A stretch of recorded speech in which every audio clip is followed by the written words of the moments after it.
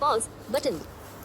शुभ प्रभात, नमस्कार, स्वीकार करें अभिवादन। आरसी विनोद गढ़वाल की ओर से प्रस्तुत है आरसी मॉर्निंग न्यूज समाचार प्रभात के इस अंक में आप सभी का स्वागत है। देश दुनिया की तमाम बड़ी खबरें होंगी, जानेंगे मौसम का हाल, क्या कुछ रहा खेल जगत में खास और कैसी रही शेयर बाजार की रफ्तार। खबरों का सिलसिला शुरू करें उसके पहले बड़ी खबर उत्तराखंड से आ रही है, जहां पर गंगा की डोली गंगोत्री धाम पहुंच चुकी है। इस वक्त की बड़ी खबर, गंगा की डोली गंगोत्री धाम पहुंच चुकी है। विधि विधान के साथ अब गंगोत्री में पूजा अर्चना होगी, जिसके बाद चार धाम यात्रा श्रद्धालुओं के लिए शुरू हो जाएगी। तो गंगा की डोली गंगोत्री धाम पहुंच चुकी है। इस बड़ी खबर पर आरसी न्यूज की नज़र बनी रहेगी। वहीं एक और बड़ी खबर आ रही है, एनआईए ने पहलगाम आतंकी हमले में एक और आतंकी के नाम की घोषणा की है। आज तक के हवाले से ये खबर मिल रही है। आज तक न्यूज़ चैनल पर जो न्यूज़ प्रसारित हो रही है उसके अनुसार आतंकी फारूक अहमद भी पहलगाम आतंकी हमले में शामिल था। लगातार एनआईए चश्मदीदों से पूछताछ कर रही है और इस मामले की तह तक पहुंचने का प्रयास किया जा रहा है। इस बड़ी खबर पर आरसी न्यूज की नज़र बनी रहेगी। समय हो गया है हर दिन की तरह आज भी आरसी पंचांग का। आज दिनांक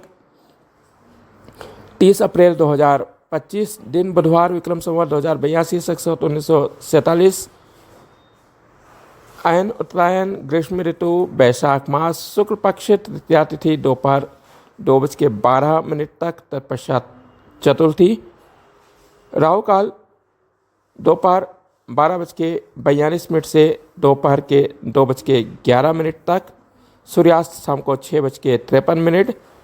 बुधवार का दिन श्री गणेश का दिन, प्रथम पूजनीय श्री गणेश की कृपा से यह दिवस हम सभी के लिए मंगलकारी, शुभकारी, हितकारी प्रयासों से भरा रहे, यही हमारी कामना है। आज अक्षय तृतीया है। आज दिन भर शुभ मुहूर्त रहेगा। साथ ही साथ आज परशुराम जयंती भी है। आप सभी को परशुराम जयंती की पूरे रिकॉर्डिंग क्लब परिवार की ओर से असीम शुभकामनाएं। आरसी सुविचार, अपने आप को इतना कामयाब बनाएं कि लोग आपको नज़रअंदाज ना कर सके। समय हो गया है उन तमाम बड़ी खबरों को जानने का जो दिन भर की सुर्खियों में। पश्चिम बंगाल की राजधानी कोलकाता में एक होटल में आग लग गई। घटना फटफटी मछुआ इलाके की बताई जा रही है। घटना रात में होना बताई गई है। होटल ऋतुराज में आग लगी, जिससे 14 लोगों की मौत हो गई, वहीं 22 लोगों को बचाया गया है। होटल में और भी लोगों के फंसे होने की संभावना है। रेस्क्यू कार्य किया जा रहा है। पुलिस कमिश्नर मनोज वर्मा ने बताया कि कोलकाता की ऋतुराज होटल की चौथी मंजिल में लगे मीटर में शॉर्ट सर्किट होने से आग लग गई। सूचना प्राप्त होते ही फायर ब्रिगेड और पुलिस की टीम मौके पर पहुंची, राहत कार्य शुरू किया। 22 लोगों को सुरक्षित निकाल लिया गया है। वहीं एक प्रत्यक्षदर्शी ने बताया कि जैसे ही आग लगी तो लोगों ने छतों के ऊपर और खिड़कियों से कूदना शुरू कर दिया। पुलिस लगातार रेस्क्यू कार्य कर रही है। हालांकि आग पर काबू पाया जा सका है। मृतकों की संख्या और भी बढ़ सकती है। वहीं प्रधानमंत्री नरेंद्र मोदी ने कल अपने आवास पर सेना प्रमुखों से बात की। इस अवसर पर रक्षा मंत्री राजनाथ सिंह, एनएस अजित डोभाल, सीडीएस अनिल चौहान मौजूद रहे। प्रधानमंत्री नरेंद्र मोदी ने आतंकवाद को करारा जवाब देने के लिए सेना को खुली छूट दे दी है। प्रधानमंत्री नरेंद्र मोदी ने कहा कि हमें अपने सशस्त्र बलों के पेशावर क्षमता पर पूरा विश्वास है। हमारी सशस्त्र सेना आतंकवाद का करारा जवाब देगी। मैं अपनी सरकार की ओर से सेना को खुली छूट देता हूं कि वह कार्रवाई का तरीका, लक्ष्य और समय निर्धारित कर आतंकवाद को करारा जवाब दे। आतंकवाद को करारा झटका देने का हमारा राष्ट्रीय संकल्प सेना को पूरा करना है। पूरा देश सेना के साथ खड़ा है। इधर केंद्रीय गृह मंत्री अमित शाह ने भी एक उच्च स्तरीय बैठक ली, जिसमें एनएसजी, बीएसएफ, सीआरपीएफ और एसएसबी के उच्च अधिकारी शामिल हुए। वहीं केंद्र सरकार ने कल पाकिस्तान के रक्षा मंत्री ख्वाजा आसिफ के एक्स हैंडल को भारत में प्रतिबंधित कर दिया है। इधर पाकिस्तान के हैकरों ने दोबारा कल साइबर अटैक किया।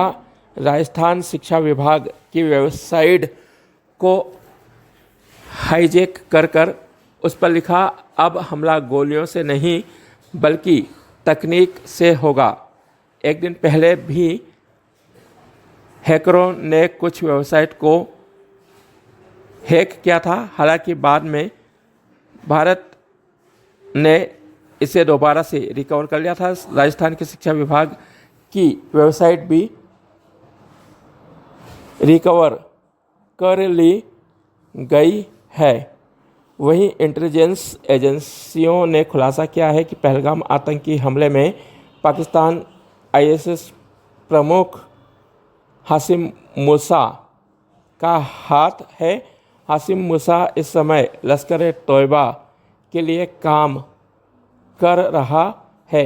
लगातार एनआईए इस मामले की जांच कर रही है।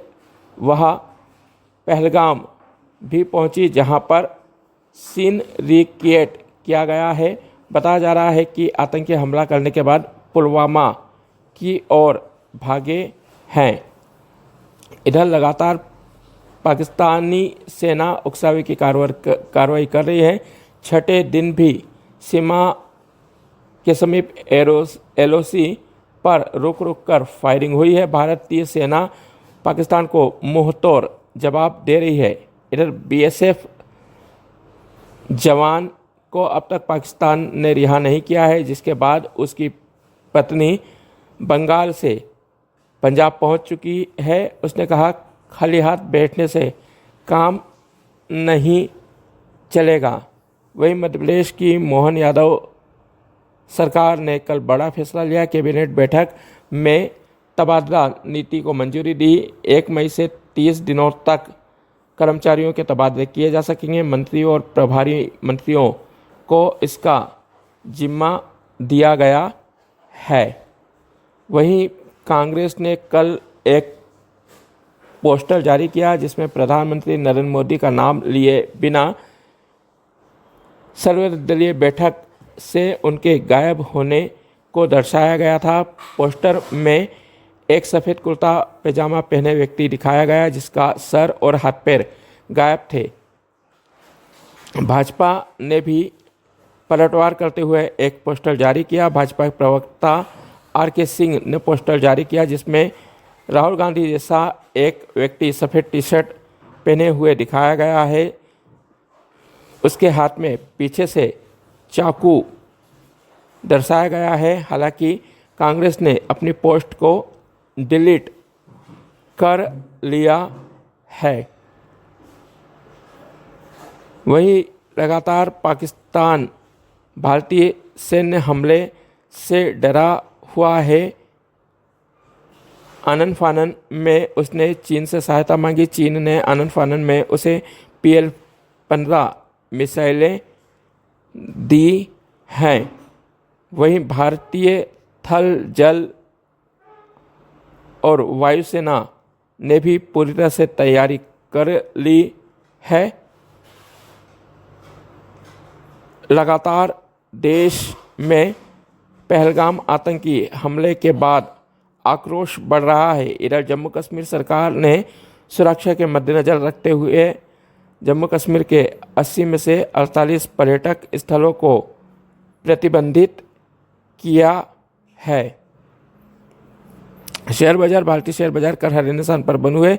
BSE सूचकांक 70 अंकों की बढ़त के साथ 80,288 पर बंद हुआ। वहीं NSE निफ्टी में 7 अंकों की मामूली बढ़त दर्ज की गई और यह 24,339 पर बंद हुआ। इधर भारत पेट्रोलियम को चौथी तिमाही में 24% मुनाफे का नुकसान हुआ है। उसका मुनाफा 24% घटा है। वहीं 4% कमाई भी घटी है। इसके बावजूद कंपनी अपने शेयर धारकों को 5 रुपये प्रति शेयर लाभांश देगी। वहीं बजाज फाइनेंस को 17% का मुनाफा हुआ है, जिसके बाद कंपनी अपने शेयर धारकों को 12 रुपये का स्पेशल और 44 रुपये का फाइनल डिविडेंड देगी। कुल मिलाकर बजाज फाइनेंस शेयर धारकों को 56 रुपये प्रति शेयर का लाभांश मिलेगा।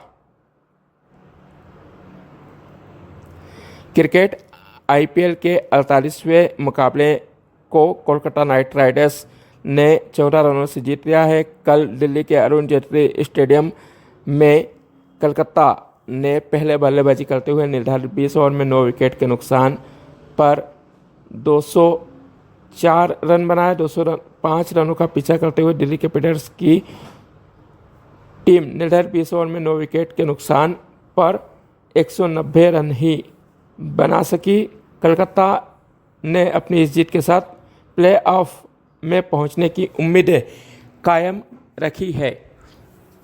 मौसम देश के कई राज्यों में हीट वेव जारी है। वहीं कई राज्यों में बारिश और तेज़ हवाएं चलने के समाचार भी मिले हैं।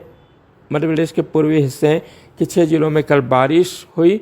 आज उज्जैन संभाग में लू चलने की संभावना है। वहीं भोपाल, ग्वालियर, इंदौर सहित तमाम जिलों में गर्मी का असर देखने को मिलेगा। गुजरात हाई कोर्ट ने बांग्लादेशियों के अवैध कब्जे पर स्टे लगाने से इनकार कर दिया। वहीं सरकार ने कहा है कि 4 बांग्लादेशियों के संबंध अलकायदा से हैं। लगातार बुलडोजर एक्शन जारी है। इधर सुप्रीम कोर्ट ने पेगासिस जासूसी मामले की रिपोर्ट सार्वजनिक करने से इनकार कर दिया। सुप्रीम कोर्ट ने कहा कि देश की सुरक्षा और संप्रभुता की जानकारी सड़कों पर चर्चा के लिए जारी नहीं की जा सकती। व्यक्तिगत आशंकाओं को दूर किया जा सकता है, लेकिन टेक्निकल पैनल की रिपोर्ट को सार्वजनिक नहीं किया जा सकता। मामले की अगली सुनवाई 30 जुलाई को होगी। कनाडा में हुए चुनाव में प्रधानमंत्री मार्क कार्नी बने रहेंगे। हालांकि बहुमत से उनकी पार्टी 5 सीटें कम 167 ही पा सकी है। समाचारों वक्त हो गया है उन तमाम बड़ी खबरों को जानने का जिन पर रहेगी हमारी नज़र। आज से 4 धाम यात्रा शुरू होगी। गंगोत्री यमुनोत्री के कपाट खोले जाएंगे। वहीं पहलगाम आतंकी हमले के बाद आज कैबिनेट बैठक होगी। बैठकों का दौर आज जारी रहेगा। प्रधानमंत्री नरेंद्र मोदी केंद्रीय कैबिनेट ऑन पॉलिटिकल अफेयर्स, केंद्रीय कैबिनेट ऑफ इकोनॉमी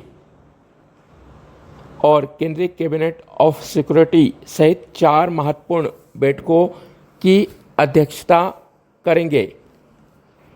मुख्यमंत्री आज सामूहिक विवाह कार्यक्रम में भाग लेंगे। IPL में आज चेन्नई सुपर किंग का मुकाबला किंग्स 11 पंजाब से होगा। आप सभी का दिन शुभ एवं मंगलमय रहे। नमस्कार। Back stop button window IQ